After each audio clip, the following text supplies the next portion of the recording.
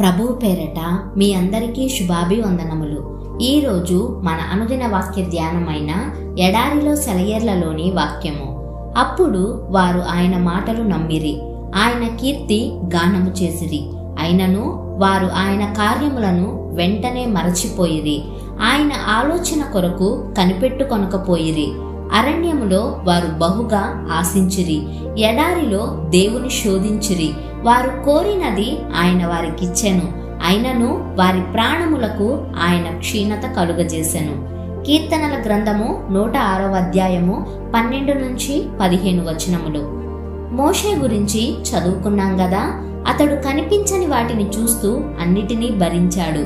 అయితే ఇక్కడ వ్రాసి ఉన్న దాని ప్రకారం ఇజ్రాయేలీయుల ధోరణి దీనికి వ్యతిరేకంగా ఉంది. పరిస్థితులు అనుకూలంగా ఉన్నప్పుడే వాళ్ళు సహించారు.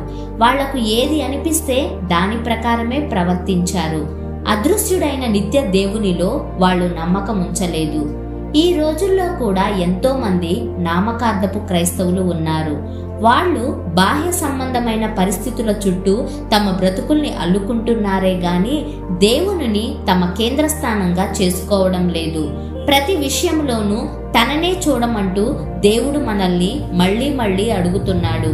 ఆయన ఆదేశ ప్రకారమైన దేనిని తేలికగా చూడవద్దని హెచ్చరిస్తున్నాడు. ఇజ్రాయేలు ప్రజల గురించి అప్పుడు వారు ఆయన మాటలు నమ్మిరి అని చదివాం. వాళ్ళు చూసేదాకా నమ్మలేదు. దేవుడు పనిచేయడం చూసిన తరువాత నమ్మారు.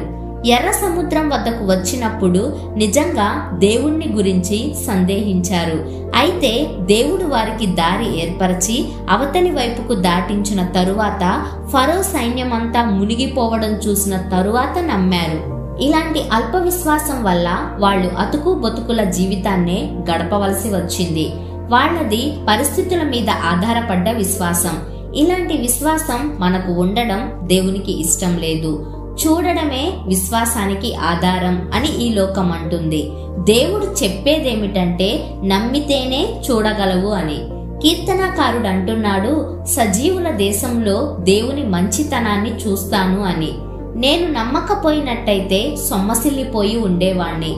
పరిస్థితులు అనుకూలంగా ఉన్నప్పుడే దేవునిని నమ్ముతున్నావా, లేక పరిస్థితులు ఎలా ఉన్నప్పటికీ నమ్మకాన్ని దేవునిపై నిలుపుకోగలుగుతున్నావా? విశ్వాసం అంటే కంటికి కనిపించని దాన్ని నమ్మడం. దానికి ప్రతిఫలం ఏమిటంటే నమ్మిన దానిని కళ్ళారా చూడగలగడం.